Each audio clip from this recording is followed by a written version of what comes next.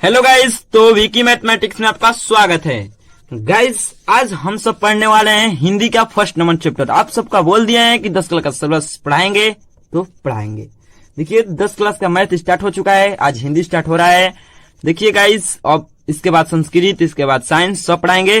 जुड़े रहिए हमारे चैनल से। देखिए इसमें यह मंगू का एक मगामा होती है इस कहानी में, एक उसका बेटा होता है, एक जुआरी होता है, एक पोता होता है, एक बहू होती है। देखिए यह उसका बेटा है, यह मगामा का कौन है? बेटा है। और यह मगामा के कौन है? बहू है। कौन है? बहू है। मगामा का क्या है? बहू है। हाँ तो गाइज, यह है बहू उनका, यह है मगामा, यह है पोता और यह है रगम्पा। इस छोटे से वीडियो में आपको पूरा कहानी समझा दूंगा, आपका एग्जाम में क्वेश्चन बन जाएगा। आप मुझ पर विश्वास करें दोस्तों। देखिए एक दिन की बात है जब मगम्मा अपने, देखिए पहले इसका परिचय जान लेते हैं, कौन है मगम्मा।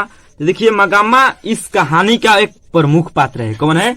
मगम्मा इस कहानी का एक प्रमुख पात्र है, जिसका जन्म 6 जून 1891 ईस्वी को कर्नाटक के कोलार गांव में, कोलार जिले या गांव में हुआ था। कोलार जिला में हुआ था। देखिए इसका लेखक है श्रीनिवास, लेकिन इसका अनुवादक कौन है? तो इनका अनुवादक है B.R. नारायण। इसका गांव का नाम है मस्ती वेंकटेश।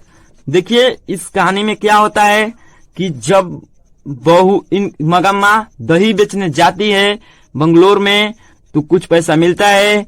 तो एक दिन की बात है कि वो अपने घर आती है पोते के लिए मिठाई लेकर के। तो उसके बहू उससे उस पोते को मार रही थी, तो इसने बोल दी, अरे क्यों रे राक्षसी, क्यों पोते को मार रही है। तो इसी को लेकर इस दोनों में विवाद हो गया। देखिए कहानी को समझिए, विवाद हो गया। तो विवाद होने के बाद से ही मगामा अलग खाए बनाने लगी। उसी दिन से अलग खाए बनाने लगी। देखिए तब ये दही बेच करके कुछ पैसे कमाती थी, तो एक अपने लिए मखमल का ब्लाउज सिवाई थी। देखिए यह जब एक दिन की बात है कि जब दही बेच कर आ रही थी, तो रगम्पा ने इसका हाथ पकड़ लिया।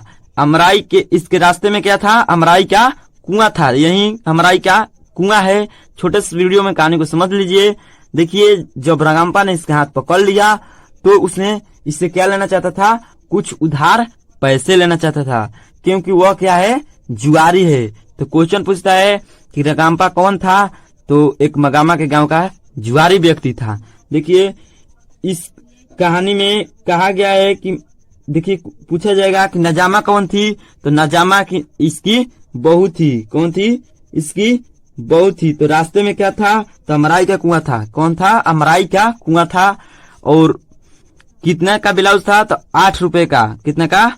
8 रुपए का मखमल का ब्लाउज था। देखिए इस कहानी में इतना ही बताया गया है, आपको छांट करके डिटेल बताया है। Thank you so much. मिलते हैं अगले वीडियो में। और किसने बोली थी अपने बहू को कि क्यों रे राक्षसी बेटे को क्यों पीट रही है? तो मगामा ने बोली थी। मिलते हैं अगले वीडियो में सब्जेक्टिव वीडियो के साथ। देखिए इसका एडजेक्टिव जान लेते हैं। देखिए इसका एडजेक्टिव है दही वाली मगामा। पाठ के लेखक कौन है? तो श्रीनिवास। श्रीनिवास का पूरा नाम क्या है?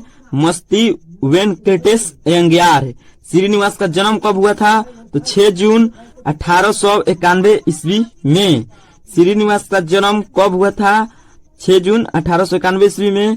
श्रीनिवास का जन्म कहाँ हुआ था? तो कोलार के कर्नाटक में।